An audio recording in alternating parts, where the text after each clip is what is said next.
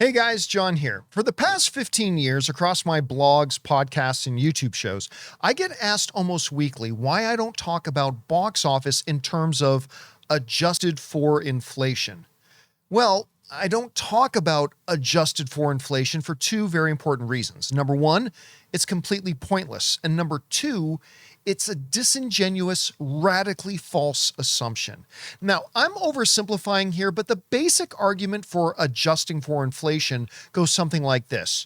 Sure, Star Wars The Force Awakens set the all-time domestic box office record at $936 million, but Gone with the Wind sold over 202 million tickets. If those tickets were sold at today's average ticket price of around $13.46, that's over $2.7 billion domestically alone, absolutely blowing Star Wars The Force Awakens out of the water. The conclusion people jump to is that older movies actually made vastly more money than modern blockbusters once you adjust for inflation. Now, on the surface, I get the temptation. A movie ticket in 1939 cost around 25 cents. How on earth could we expect a 1939 release to ever match the opening weekend of Spider-Man Brand New Day, making over $360 million when tickets were just a quarter? So, adjusted for inflation becomes a lazy staple in the box office debate. It's standard, it's predictable, and it's absolute nonsense. Bringing adjusted for inflation into a conversation about modern movie box office is completely meaningless because it relies on not one, but two massive logic fallacies. Now, the second fallacy is the biggest, but the first one lays the foundation. Logic fallacy number one, ignoring every other variable. Inflation is a real variable. A dollar in 1939 had vastly different purchasing power than a dollar does today, but inflation is only one variable out of dozens that dictate commercial performance. Wars, recessions, unemployment, pandemics, technology, competing entertainments, home video, streaming, video games, labor strikes, changing social trends, culture wars, piracy, disposable income, and industry shifts all have massive impacts on box office from era to era. Look at Gone with the Wind and its 202 million tickets sold. Why are we ignoring the fact that in 1939, or even when Star Wars came out in 1977, there was no home video, no internet, no video games, and no streaming? If you wanted to go see Gone with the Wind, you had to go to a movie theater. That was your only option. You couldn't just sit around and wait for 45 days for it to drop on a streaming service. Modern movies do not have that luxury, and yet inflation purists completely ignore it. Every era has unique advantages and challenges.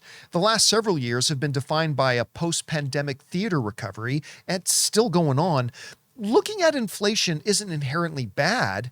The fallacy occurs when you cherry-pick inflation as the only variable that matters while ignoring everything else.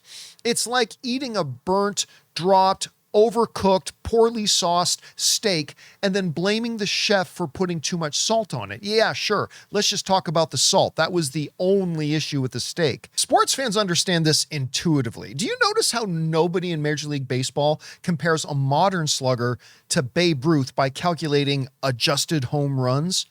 Sports fans know that that is a ridiculous exercise. The game has changed. The athletes have changed. The training has changed. Ballparks, travel schedules, bats, uniforms, and pitching speeds all changed since Babe Ruth's era. Sports fans respect what Babe Ruth did in his era, in his context, under his historical circumstances. Box office totals aren't a universal one-size-fits-all timeless metric. They're a snapshot of commercial performance within a specific economic and a specific cultural moment. Isolating one single metric like ticket prices while ignoring the world around it isn't analysis, it's cherry-picking. Which brings us to logic fallacy number two.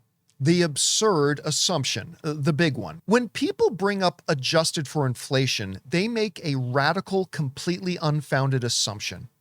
They assume that if Gone with the Wind were released today, it would still sell 202 million tickets like it did back in its day.